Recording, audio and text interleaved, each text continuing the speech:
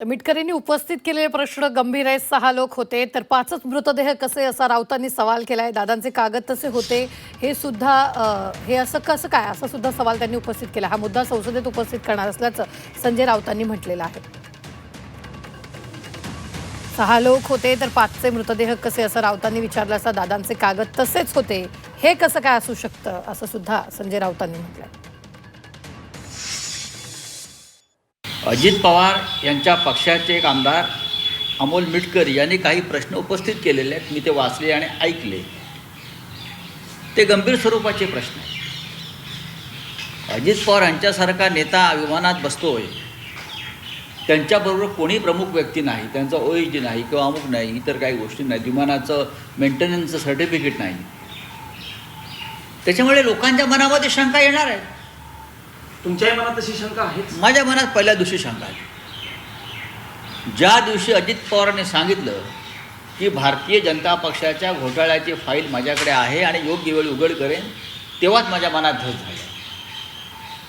तेव्हाच तुम्ही याचा अर्थ असा होता की अजितदादांनी भारतीय जनता पक्षातून बाहेर पडण्याचा निर्णय घेतलेला आहे। माननीय मुख्यमंत्र्यांनी देवेंद्रजींनी केंद्र सरकारला सिव्हिल एव्हिएशन मिनिस्ट्रीला पत्र दिलं की ताबडतोब याची चौकशी झाली पाहिजे। लगेच आमच्या DGC असेल, AIBच्या टीम्स या ठिकाणी पोचल्यात, ब्लॅक बॉक्ससुद्धा हस्तगत केला गेला आहे आणि त्याच्यामध्ये चौकशी चालू आहे। मला असं वाटतं सत्य ते समोरच येणार आहे, पण मला असं वाटतं ही वेळ नाही। आज महाराष्ट्र दुःखात आहे।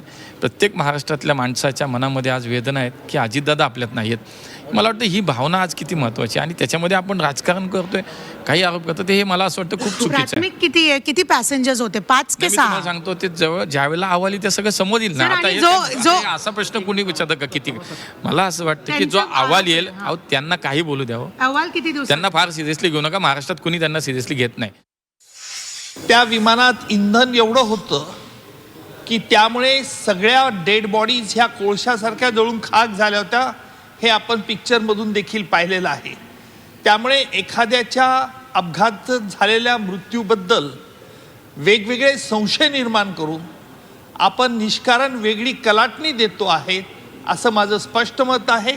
जस्टिस लोयांचा मृत्यू हा त्यांचा हृदयविकाराच्या आजारी झाला होता आणि अचानक त्यांना हार्ट अटॅक आल्याने तिथे मृत्यू पावला। परंतु दुर्दैवाने याचं देखील राजकीय भांडवल केलं जातं। हे आपल्या लोकशाहीचं प्रगत चिन्ह म्हणायचं की एखाद्याबद्दल अफवा आणि वावड्या उडून लोकांना झुलवत ठेवायचं?